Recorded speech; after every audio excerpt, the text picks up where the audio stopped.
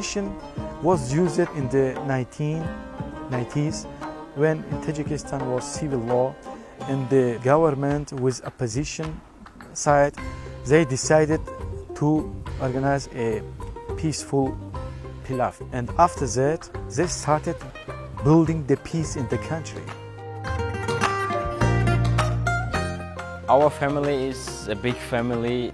We eat oshi pilau all together twice a week.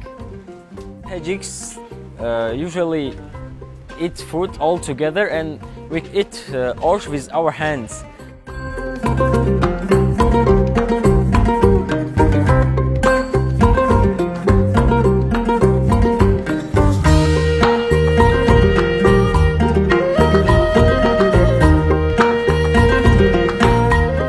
No palav, no friendship.